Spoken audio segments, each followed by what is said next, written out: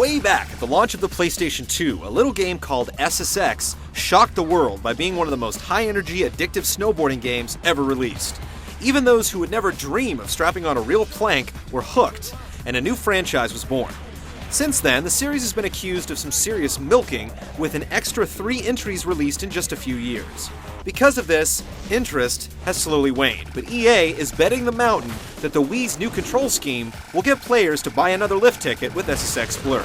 Does it stomp the landing, or sketch out?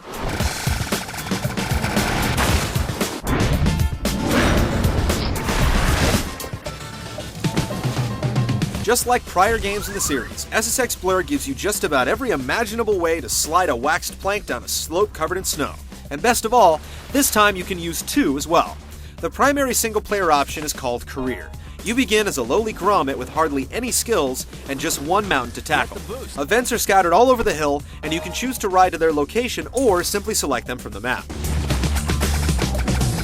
The list of events includes slopestyle, where you attempt to garner as many trick points as possible, half-pipes, races, slalom, one-on-one, and just about every other permutation of snowboarding you can think of.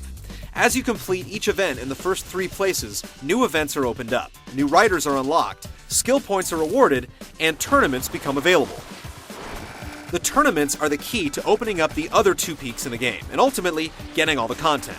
These events combine several disciplines, giving you a couple qualifying rounds before going for the gold. The tournaments can be difficult unless you've spent a lot of time at the other events peppered across the hill, where you can build up your speed, edge, tricks, and other abilities. If you'd rather play for fun, there's always the free ride option that will allow you to select any of the riders, courses, and events that have been unlocked. Or you can go head-to-head via split screen or take turns with hot seat multiplayer. Neither is especially in-depth, and there's no online play to speak of either. One obvious omission is the lack of any real narrative to the single-player option. Despite the fact that the rival and friend systems are still in place, there are no cinemas depicting the various characters talking smack. This has been a part of the series for some time, so it's confusing as to why it wasn't included in Blur. On the upside, the visuals are certainly a step up from most Wii games, with convincing powder effects, visual treatments, and an excellent sense of speed. The interactive soundtrack by breakbeat legend Junkie XL is also excellent, and overall, the production values are quite high. While it's disappointing that there's no real story to the game, no online play, and the multiplayer functions are weak, there's still plenty of snow on this hill.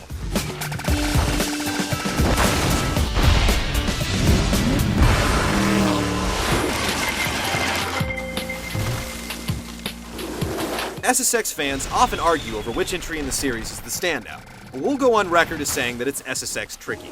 If you're a fan of the Run DMC influenced border, you're gonna love SSX Blur. It basically plays the same with one exception, the Wii's unique controller. You can still steer with the analog stick on the nunchuck, but not a whole lot. To really dig your edges down into the powder, you'll have to tilt the nunchuck left or right. Using the stick and the motion controls together takes some getting used to, but once you do, there's really no going back. You can carve and launch off hits so accurately with this system that you'll find yourself leaning left or right as you sit on your couch. Trick controls are another new addition. To pull off flips and spins, you simply move the Wii remote in that direction. Grabs are handled by holding the Z button on the nunchuck and then tilting it in the 4 different directions. Overall, there's nowhere near the trick variety in Blur that you get in other games in the series. Therefore, you'll find yourself pulling off the same tricks fairly regularly. As mentioned previously, the game is structured very much like SSX Tricky. As you land tricks, the groove meter will build, and when it maxes out, you can rip off some uber tricks. In the past, this was done with a combination of button presses, but in SSX Blur, you have to draw shapes on the screen with the Wii remote while holding the A button. In theory, this should work fine, but the Wii has some problems picking up the movement sometimes, which can often mean the difference between finishing in first or out of the medals. When it works, it's great. When it doesn't, it's incredibly annoying. The groove meter also controls the amount of turbo your boarder has. Managing it adds some semblance of strategy, but you ultimately get a little more turbo for your tricks than you probably should. But that's alright, because taking first place in the single events can be a real challenge, and you'll need all the turbo you can get. This is especially true in the plodding slalom events, where it seems like you'd get a faster time if you unstrapped your board and ran through the gates. SSX Blur has definitely made some sacrifices on its way to the Wii. There are fewer tricks, and the Uber moves don't always work. But if the sensation of carving through 2 feet of powder and launching into the sky is important to you, there's no other snowboarding game that can replicate what the Wii controls provide. You'll catch a few edges while you're learning, but once you do, it's hard to put SSX Blur down.